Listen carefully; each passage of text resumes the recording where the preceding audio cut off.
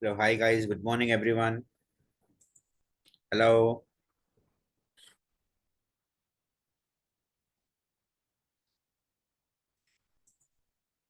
Hi, Mahesh. Good morning. Hi, Nagendra. Good morning.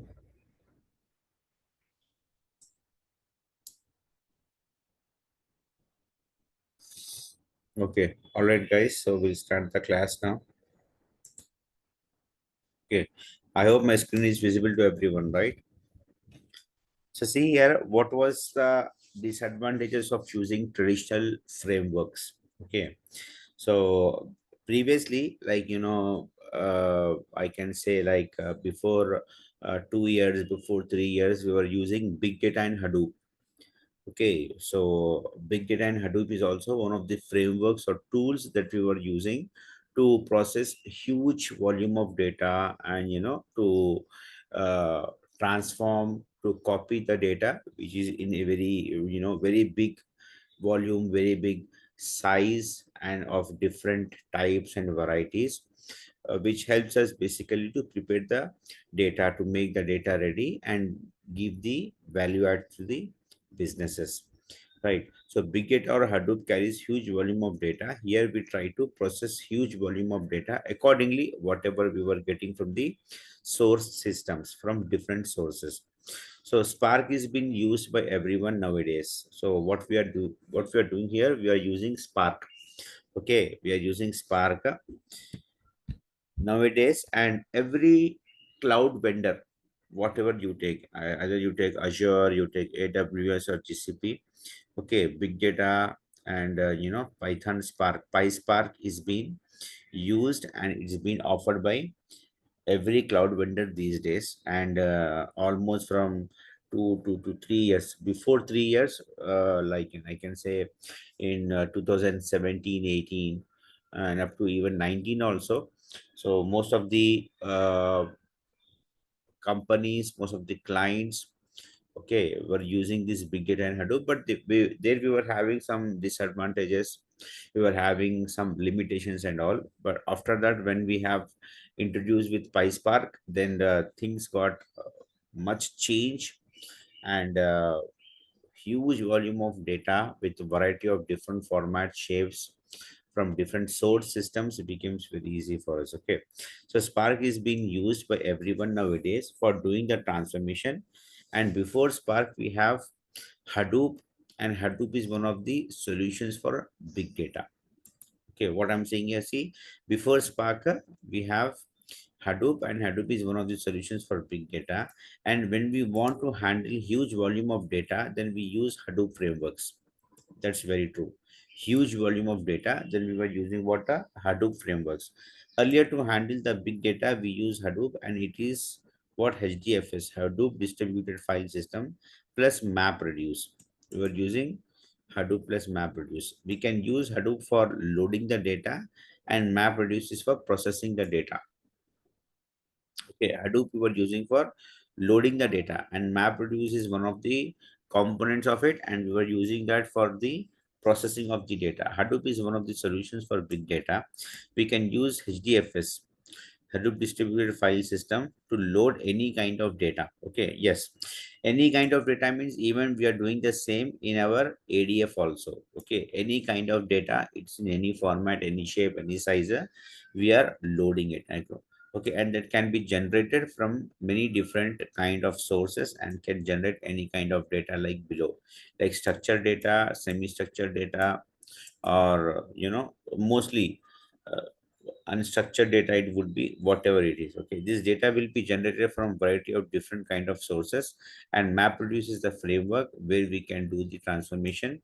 We can use this MapReduce for doing the transformation using Java language. We should be having little knowledge of Java when we want to perform any kind of transformation. And while doing the transformation, actions like when we have maps and reducers, where we can perform the transformation, and for each mapper and for each reducer, we can be able to load the data in the hard disk.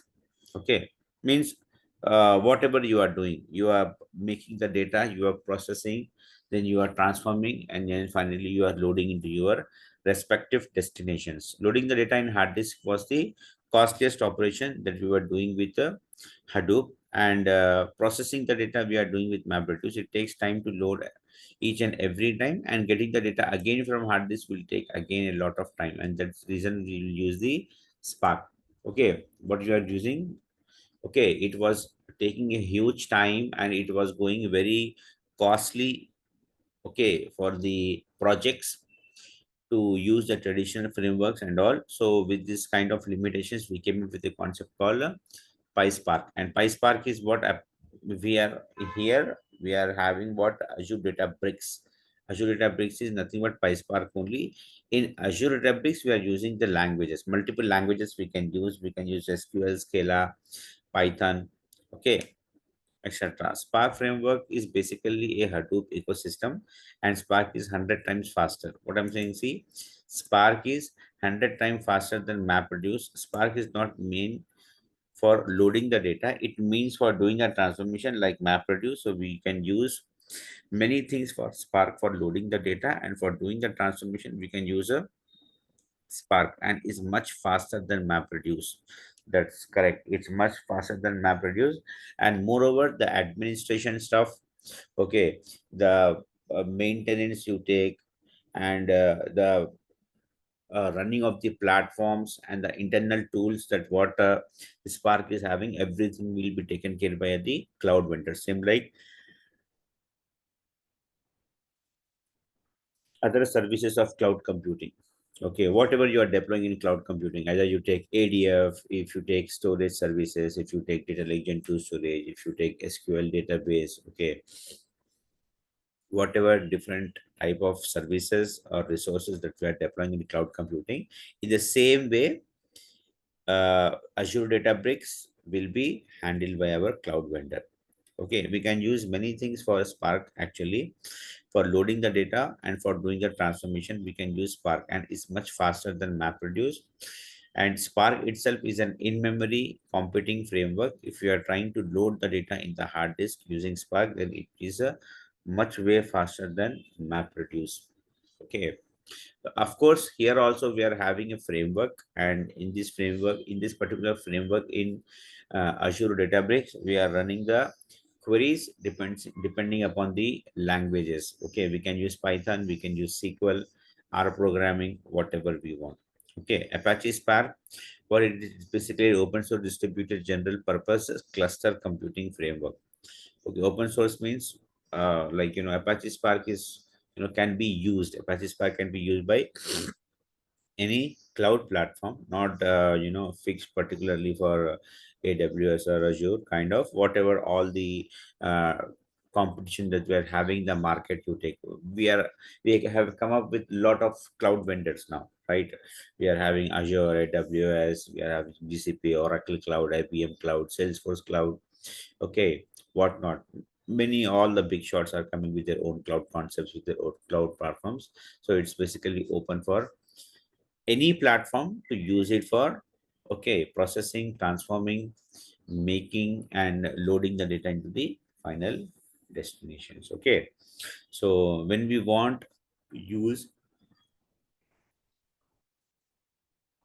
Spark, and if we are at a point where it does not make sense to fit all our data on RAM, and no longer makes sense to fit all our data on a local machine on a high level, and it is a unified analytics engine for big data processing with built-in module for streaming, SQL, machine learning, and graph processing. Spark is one of the latest technologies that is being used to quickly and easily handle big data, and can interact with languages shells like Scala, Python, and R programming.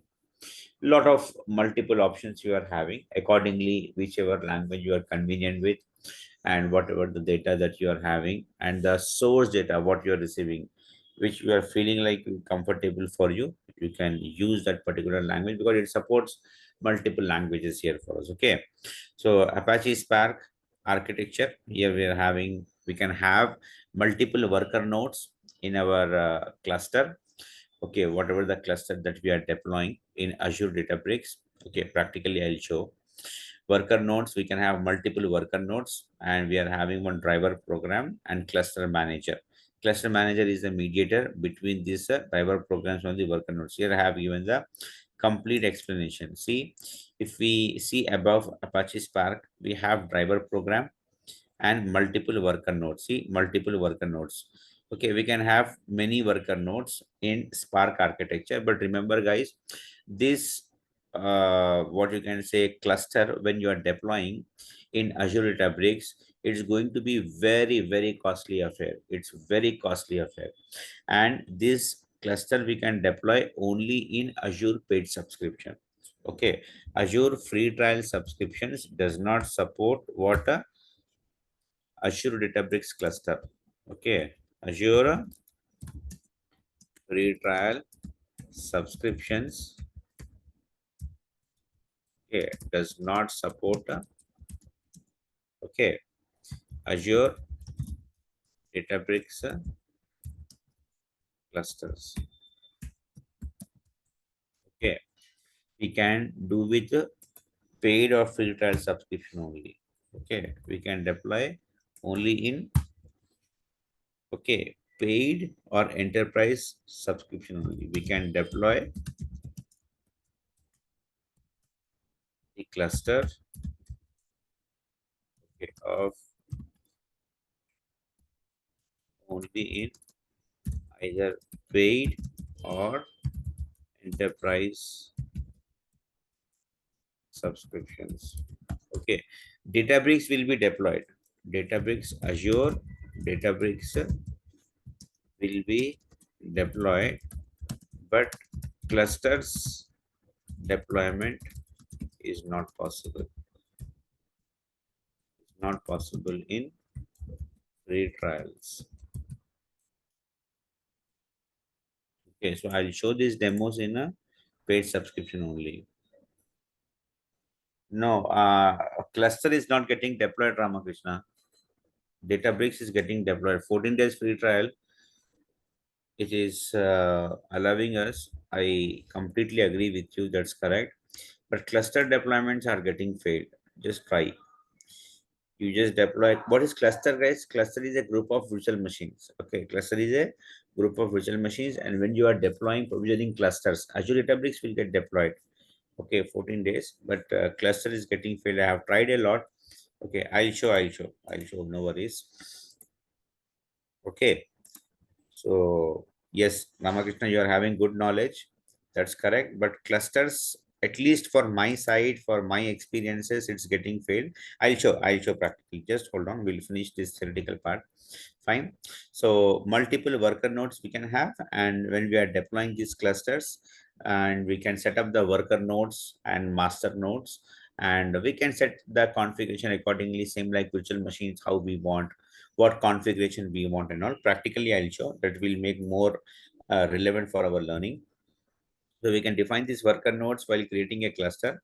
Here, driver program will talk to worker nodes. See, what is this happening? This driver program will talk to, okay, worker nodes, and once we submit the job to driver program, then driver program will submit the job to all the worker nodes inside the cluster. In worker nodes we can see multiple components like cache, task, executor, etc. These are all the components of the worker nodes. These are all the components of the worker nodes, and the actual task is performed by executor level. Okay, this one, this box inside the worker nodes we are having executor, and the actual task is performed by executor level. We can see in worker node we have an executor where we perform our task. Okay, and once we submit the job to worker node, then driver will submit the job to all the worker nodes inside the cluster, and cluster manager, this will do the resource handling. Yes, okay, read this theory, guys. All this is the theoretical part. This is complete theory here we are having. Fine. So in Spark architecture, we have driver program, driver node with multiple worker nodes as shown in above image. Once we submit the job driver program, then driver will submit the job to all over the worker nodes inside the cluster, and actual task is performed by executor level. And once the task is done, then the result will goes back to the driver program. Spark is basically, okay, read this theoretical information, guys. Okay, read all this theoretical information. Okay, Spark components. We are having the Spark components. Okay, like Spark SQL structured data. Okay, Spark streaming, real-time data. Okay, ambling machine learning, graphics. Okay, processing. Okay, Spark core. What this component is doing, I have given the detailed explanation here. Spark SQL. These are all the components, guys. Spark SQL. The Spark SQL is built, okay, on the top of Spark core. It provides support for structured data. It allows to query the data, okay, as well as the Apache, okay, high variant of SQL called, multiple components, queries, languages that our Azure Databricks is going to support. Spark streaming, they're all the components, mlib, graphics, okay, and every component is having their own functionality and purpose in the existence of the Spark architectures. Okay, resilient distributed data set. What is RDD? Okay, RDD is the Spark core abstraction. This is one of the components of our Spark architecture. It is a collection of elements partitioned across the nodes of the cluster so that we can execute various parallel operations on it. Okay, multiple body cells that we can process, we can run with the help of this RDDs only, resilient distributed data set. Okay, there are two ways to create the RDDs: parallelizing. Okay, and existing data in the driver program, referencing data set in the external storage system. Okay, fine. This is the complete theory, guys. Now Azure Databricks, it is an industry leading cloud-based data engineering tool used for processing, exploring, and transforming big data, and using the data with machine learning model. Okay, it is a tool that provides a fast and simple way to set up and use a cluster to analyze and model of big data. In nutshell, it is a platform that will allow us to use PySpark.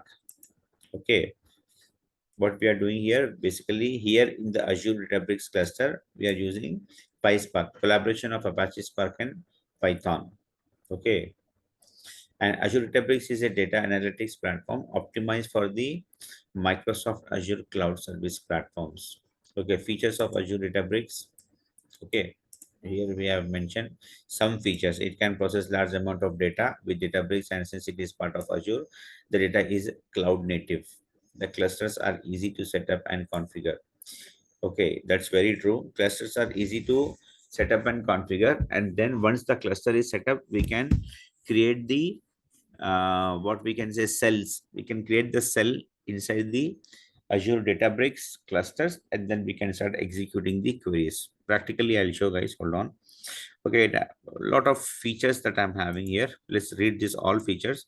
Keep in mind, okay, always implement the Azure Databricks and cluster in Azure paid subscription, because in free trial, the Databricks clusters are not supported. Okay, I'll show first one. Okay, so implementation steps of Azure Databricks. From here, we are studying the practical. Okay, fine, guys. So see, now if I come here, okay, I say here portal.azure.com. Okay, this is my free trial subscription, guys. See, I'll show. This is my free trial subscription. Okay, see, if I go to subscription, see what it is, free trial. Okay, this is a free trial. Okay, what I'll do, I'll come to home, I'll go to Databricks. Data bricks. Okay, I got it here. Databricks. Click on create to create a new Databricks. Okay, so let me take this resource group Naresh RG.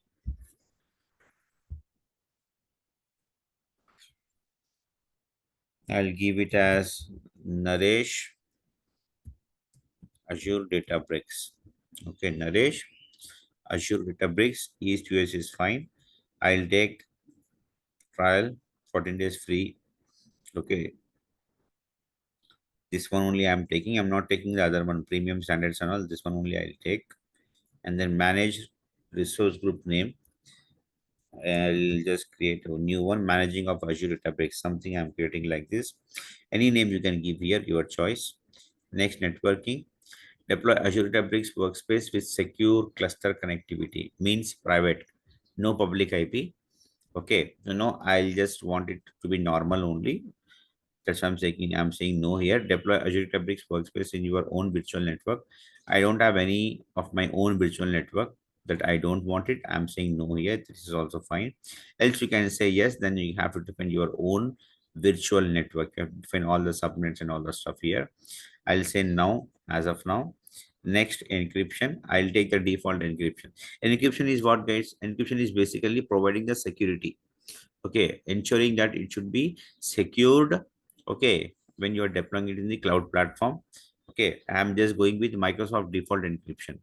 Okay, additional control that will be provided to our data, and we are having our own keys to protect and control access to some type of data, enabling customer managed key encryptions and all. So if we want, we can do the encryption. Okay, if you guys remember, for Azure storage services, we have seen in the very beginning of the classes that, or else we can go for default encryption for our Azure services.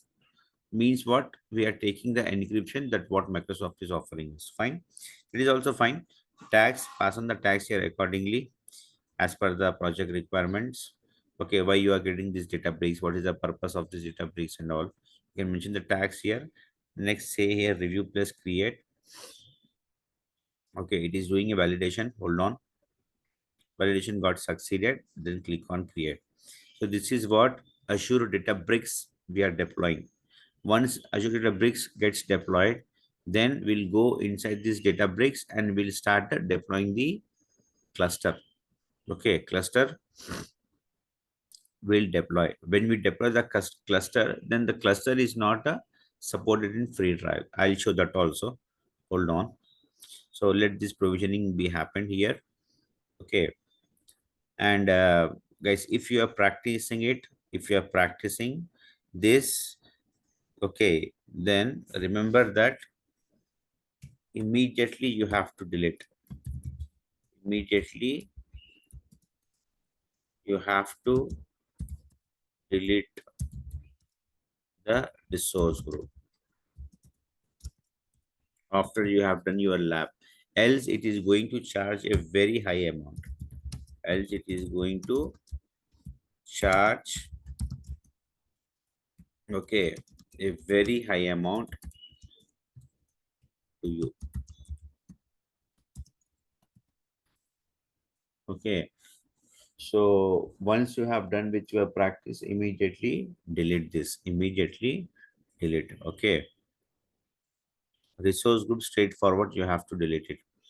Okay, so still we are going with the provisioning of the Azure Databricks. Let it get proceeded here. ADF is fine. ADF, you can do it in free trial. Whatever we have done right from first class to till today, everything you can do in free trial only.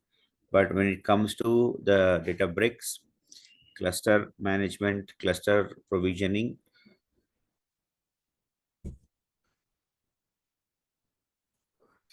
then you have to add a paid subscription.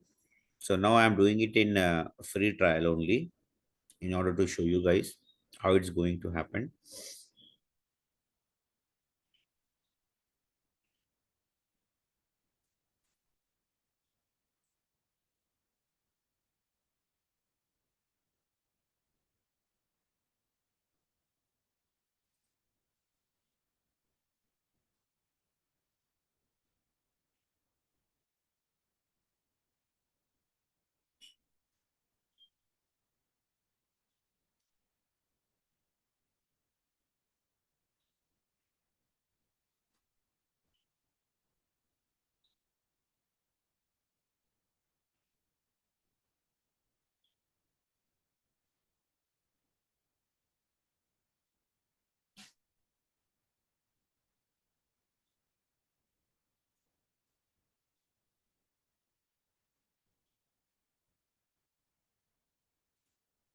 Okay, the provisioning is completed here.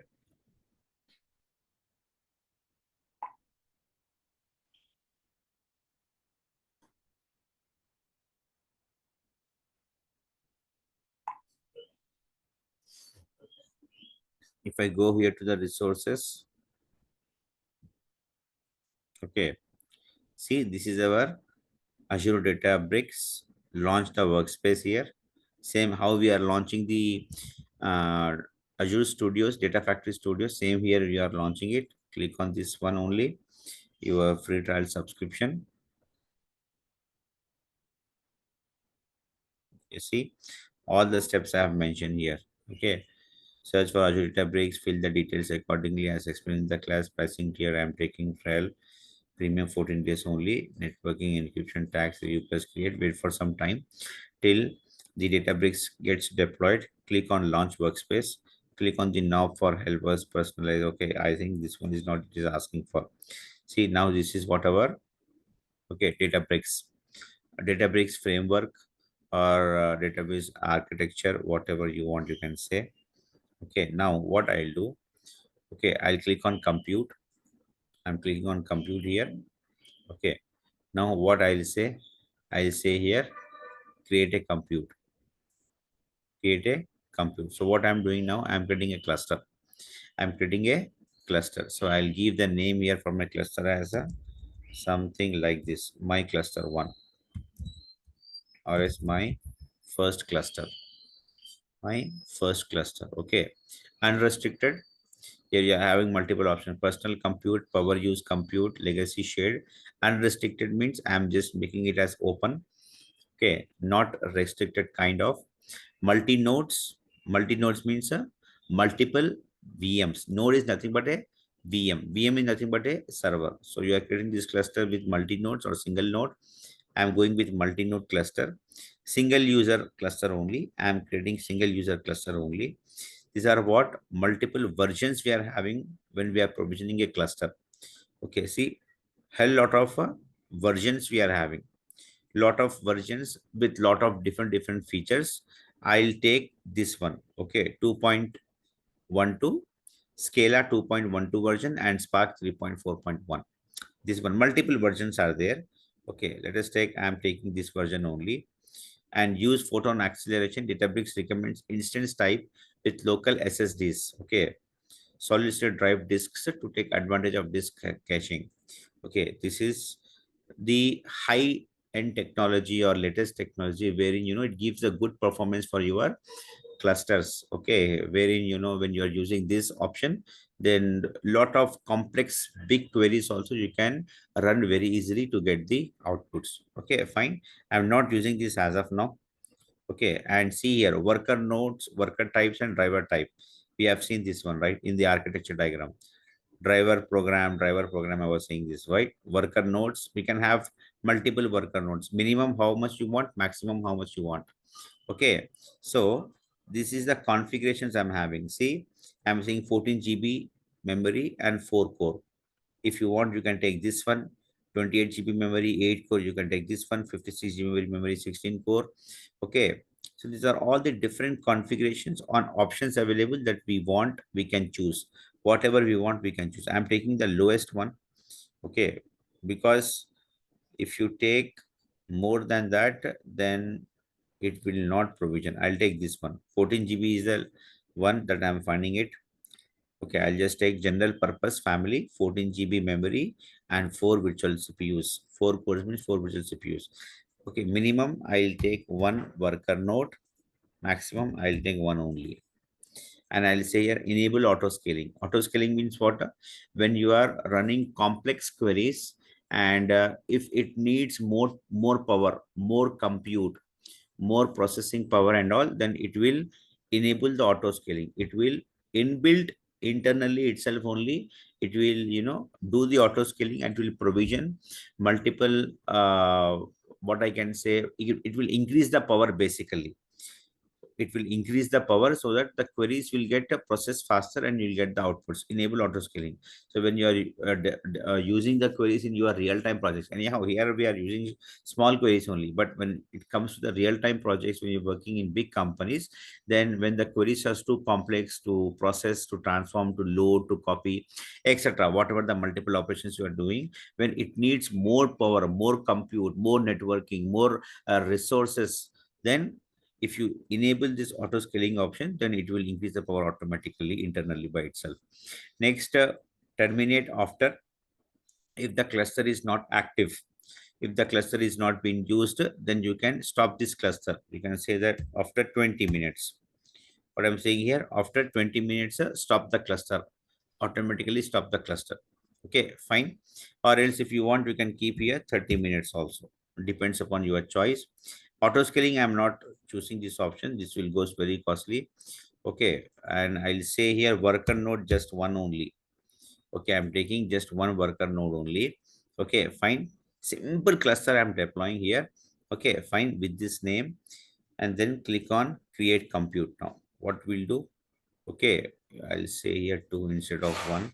Let us have two nodes, two worker nodes. Okay, and then I'll say here create compute. Now what it is doing, it is creating a cluster. Now see, it is creating a cluster with the name as my first cluster. See now what is happening in free trial. Okay, when we are creating a cluster with just two nodes with minimal configuration, minimal details. Okay, we'll see what will happen now. Cores is what? Processing power. Okay, 1 minute. See, if you come here, node is what? First, I'll tell you what is node. See, I'm saying cluster is a group of VMs. Okay, what VMs carries? VMs carries, okay, RAM, CPU, networking, etc. Right?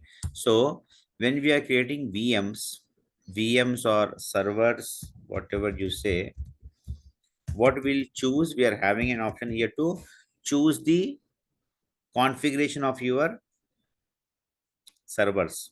And when you are deploying a cluster, it is giving you an option there, just what I have shown.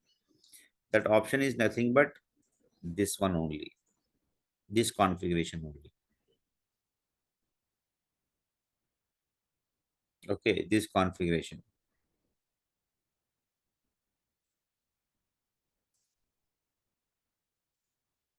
See, 8 GB memory, two virtual CPUs. 8 GB memory, two virtual CPUs. Or else 16 GB memory, four virtual CPUs. This definitely you have to choose one. Without this, a server cannot be deployed. So this is what, this is core. Two virtual CPUs, four virtual CPUs. These are what the core strength or internal power for your servers to run, to perform the tasks whatever you are assigning, whatever you are doing on top of these machines. And memory is what? RAM. Okay, if you take our laptop also, our laptop is also having some configuration. Some people are having 8 GB RAM, some are having 16 GB, some are having two virtual CPUs, some are having four core, depends upon. Okay, so the same thing we are selecting here. This is worker nodes. Worker nodes. Okay, see, it got failed. See, it got failed. What it is saying, see, cannot launch the cluster because the user specified are invalid arguments. So if you see here on a nutshell, on a very high level, what it is saying, see, internal error message, operations could not be completed as it results in exceeding approved total regional core quota. What it is saying, there is no quota, there is no space available for you to deploy the Databricks cluster. Correct or not? It is going automatically. See what it is saying, could not complete as it results in exceeding approved total regional codes quota. Additional details, deployment model. This is the problem with free trial. Free trial, it is not allowing. It is simply saying that quota is not there, space is not there for with the free trial people, because this is one of the costliest affair, guys. Databricks is one of the costliest services, I can say. Okay, getting. So if you are having a paid subscription, fine. If you're not having paid subscription, no need to worry. Just refer the videos and just get into the knowledge. That's it. Okay, if you're having at least little knowledge also, it's fine, no problem. I have tried on Sunday, last weekend only. Sunday full day, I have tried somehow to, deploy this cluster in free trial, so that you guys can also practice. And I have inquired also everyone, like, my project architects and all, they're also saying that previously it was supporting previously to deploy the clusters in free trial, but recently from 3 4 months, Azure free trial has been stopped giving the provisionings of Azure Databricks clusters in free trial. Okay, even if I save at least one worker node also, it will getting failed, guys. See here, it got stuck. I click on edit here. Okay, I'll say one worker nodes. Okay, minimum two you have to, because cluster itself, the definition of clusters is a multiple VMs. If we try even with the one one worker node also, still it is getting failed here. See, it is not reacting. See, same problem. It is not even reacting also. What for one worker node also is not reacting. How to create paid cluster integrated with free ADB? No, you have to create it in paid subscription. I'll show in paid subscription how to do it. I'll show. So in free trial, Databricks you can create, no doubt, but Databricks cluster is not possible in free trial. Databricks cluster is not possible in free trial. Okay, is that clear? So that is what, before starting this demo here, I have said very clearly that always implement this in Azure paid subscription. Okay, as it is not supporting in free trial. Previously it used to, but now it is not. Fine. These are all the steps that I have mentioned, I have shown. Okay, wait for some time till the Databricks gets deployed. Click on launch workspace, click the knob for help and all this stuff. Mouse over to the left, a window will get open. On that, click on compute, create cluster. This all I have shown. Uncheck the box, enable auto scaling, all this stuff you have to do. Hence, we have, okay, created the Azure Databricks workspace, a cluster, and Python notebook in it. I'll show this in paid subscription, and I'll show you how we can create a Python notebook. Basic, just I'll show you how to provision the cluster. So what I'll do, I'll close this. Okay, I'll come here and I will take the paid subscription. Okay, I'll take the paid subscription. This is my paid subscription. This is my paid subscription. I'm paying the bill every month for this Azure subscription. Okay, see, if I go to subscriptions here, see, paid subscription. This is my paid subscription. Okay, so I'm having current bill is 362 rupees. Okay, 362 rupees. I ran the cluster. I created a cluster, Azure Databricks cluster. And maybe I think for just 15 20 minutes, I believe it has charged me 362 rupees. Very costly, very costly. Okay, if you go here, then see, my last bill was 427 rupees 89 paisa, and this month bill is going approximately 369 as of now, until my billing date, that is of 10th of what I can say, 6th of October. Okay, so today is what, 3rd of October now. After 3 days again I have to pay the bill, I believe. Okay, so whatever, fine. So what I'll do, I'll come to home, I'll come to Azure Databricks, I'll click on create. Okay, I have to create the resource group first. First, I have to create the resource group here. Okay, let me get a resource group. This is my paid subscription, guys. Okay, I'll say it as Naresh RG.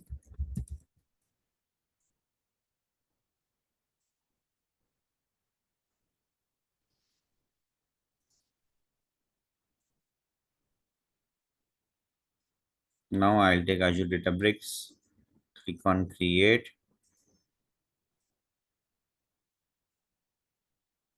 I'll take it as Naresh Azure Databricks. Okay, I'll take this trial premium 14 days only. I'll take here managing of Azure Databricks. Okay, rest of the things I'm just leaving it to default. I'll go ahead and I will provision the Azure Databricks.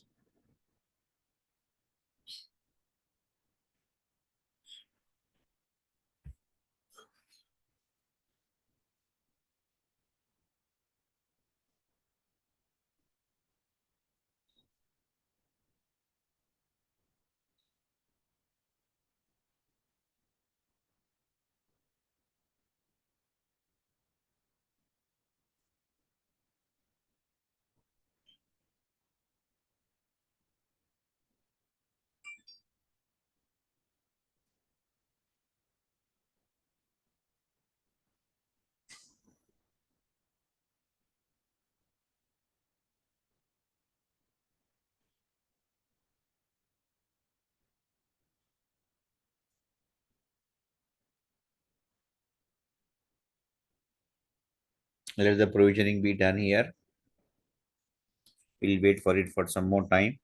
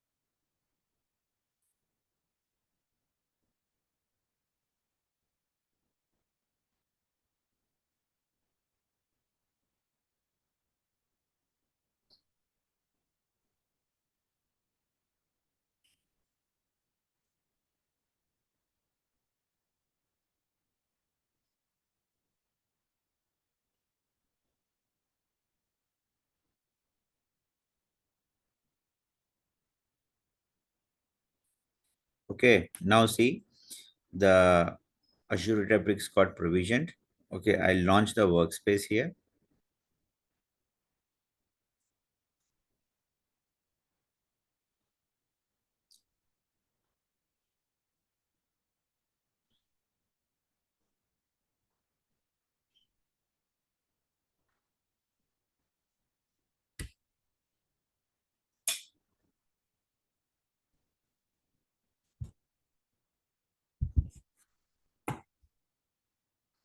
Okay, this is my Databricks framework. I'll go to compute. Just hold on, it is loading. Hold on. Okay, I'll go to compute here and I'll try to create a cluster.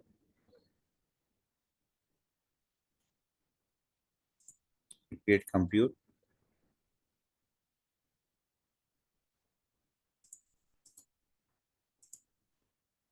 I'll say here my first cluster.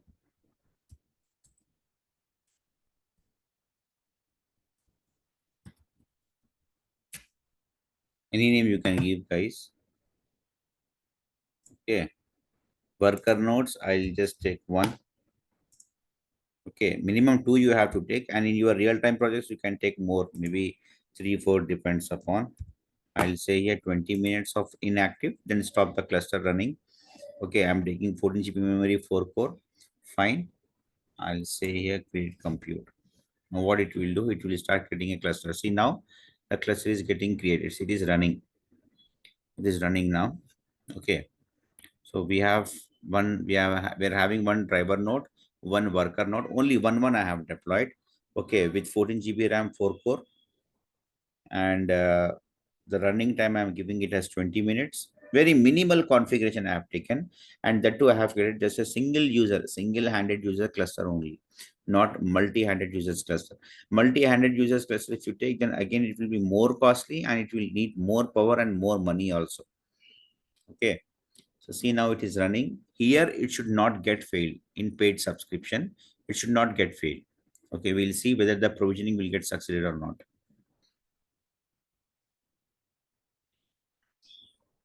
So it depends upon, guys, in your projects, whether you will get a chance to work on this Azure Databricks or not. It depends upon project.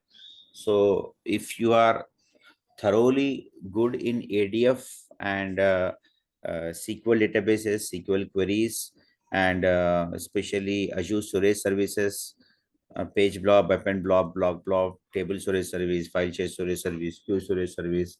Okay, then that is sufficient, I believe. Databricks itself is a completely different area, wherein the people who are working in Azure Databricks, separate teams, separate people, and all. But if you are having at least basic knowledge of provisioning of the clusters in Azure Databricks, and what is the framework here, how we are executing the queries, how we can generate the data, how we can read it, how we can execute this cluster cells bodies. Okay, what I'm going to show in the upcoming classes, for having basic knowledge and all, that is sufficient for you, I can say.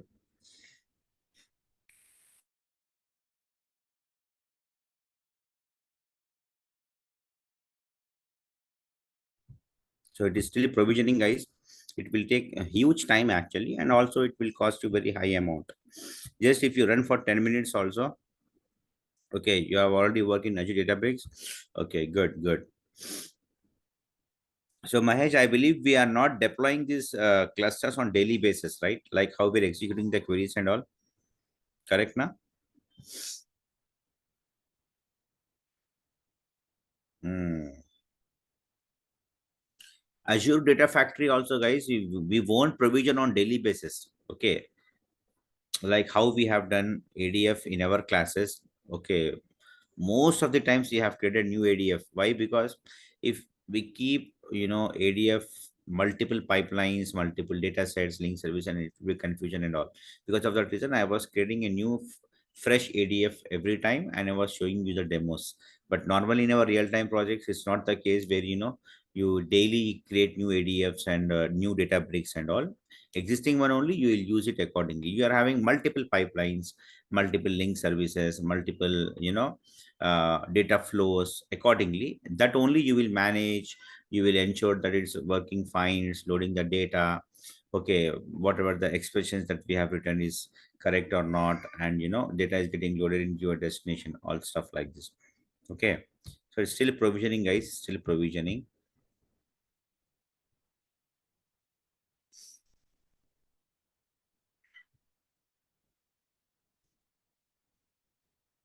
This is again the theoretical information. What I'm saying here, see, after this is being provisioned. Okay, click on workspace left side, workspace, add notebook. A new notebook will get created. Change the title as Python notebook 1 of the notebook, clicking on the top. This step can be done only if the cluster is provisioned successfully. Okay, just to create a notebook. If the cluster is provisioned successfully, then only we can do it. So yeah, see, now it is provisioned successfully. See, I got the green check mark. Now the cluster is running. Now the cluster is running. It has been provisioned successfully. Now click on notebooks here. Okay, and then you can create a new notebook. Okay, clone, restart, delete, terminate means stop, edit means if you want to change the cluster configuration. Come to workspace.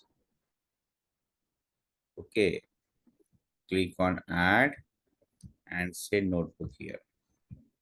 Now this is the notebook. Okay, this is the notebook that we are creating for our cluster. This is our first notebook. We can give any title to your notebook here. Let us give it as my Python notebook. Now this is the notebook that you are having it. Okay. And what you can do, you can write the query here in whichever language you want. See, if you click on this one, you're having multiple language supports: Python, SQL, Scala, and R programming. Multiple languages you are having. Most of the queries will deploy either in Python or SQL. Again, depends. Scala also will use, and this is R programming. Okay, this is the notebook that we are having. Okay, my first cluster, I'll just say it as connect. Okay, this is my first cluster. I'll say here attached. Okay, and I'm not executing any queries here. Come to compute here. This is my first cluster that I have deployed. Okay, fine. Click on this one. See, one notebook is attached to my cluster, my Python notebook. Like this, you can create multiple notebooks for multiple queries, and then you can run. If you click on this one, I'm not doing any queries execution today, guys. I'll show this in tomorrow's class. Okay, now you can write the queries here and you can execute to get the outputs. Fine. This is how it is, guys. So why it's showing free trial ends message? Yeah, it's showing about the Azure Databricks, not about our cluster provisioning. Okay, saying upgrade to premium. Azure Databricks, it is asking us to upgrade to premium. I don't want to do it so because anyhow I'm going to delete it in some time.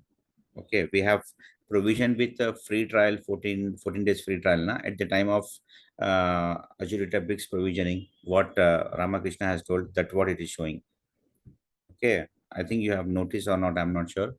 Fine. So this is what the steps I have shown, guys. Okay, to create a new notebook. I have created a new notebook. Hence, we have created an Azure Databricks workspace, a cluster, and a Python notebook in it. We have created first Azure Databricks workspace, then we have created a cluster, then we have created a notebook also. Whatever the transformation we have done till now, like moving the data from source to target and even with data flows, then we can use ADF. And if you want to do complex transformations and if you want to do any user defined functions, then we use Azure Databricks. Complex transformations, of course, we can do it with ADF also, nothing as such, where we can process huge volume of data. If we are having petabytes of data, gigabytes of data that we are receiving from source systems where we need to do complex kind of transformations, then we can use even Azure Databricks services also. Okay, fine. All theoretical, guys. This is all theoretical. Fine. Azure Databricks is fully managed by Microsoft. We can use any language as per our familiarity. We have to create Azure Databricks service before we start writing the code as shown above. That's very true. Before we are writing the code, we have to first provision the Azure Databricks, then we have to provision the cluster. Okay, and depends again. I have created a very small single-handed user cluster only. Depends. You can create multi-standard users, and again, I believe that will also very much complicated and very much costly. Okay, so see here, I'm giving the explanation here, multi nodes, single nodes, what is this and all. I'll do one thing, guys. I'll just stop the class here. Okay, I'll just continue from here tomorrow. Okay, fine. All right. So what I'll do, immediately I'll go back and I will delete the resource group straightforward. Why? Because many things are there, then it will charge me unnecessarily. Okay, I'll straightforward go here to the resource group and I will delete it. All the resources will be deleted for me. Okay, fine. Any questions, anyone? Before I close the class, any questions?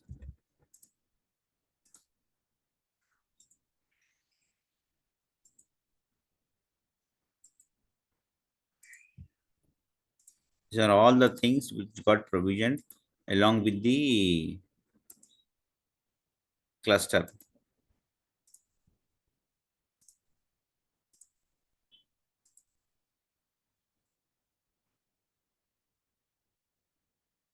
Yes, everything will be deleted. Every single thing will be deleted, Mahesh. You are right.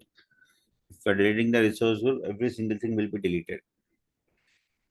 And what we'll do, guys, tomorrow also we'll do the provisioning of our Azure Databricks and Azure Databricks cluster, everything in paid subscription only. Then only we can execute the queries. Else it's not possible. Okay, all right, guys. Thank you so much. We'll connect again tomorrow, and then we'll see how we can write the queries in our notebooks in cluster, and how we can execute it using Python, using SQL queries, and all. We'll see. Okay. Bye, guys. Take care, everyone. Have a nice day ahead.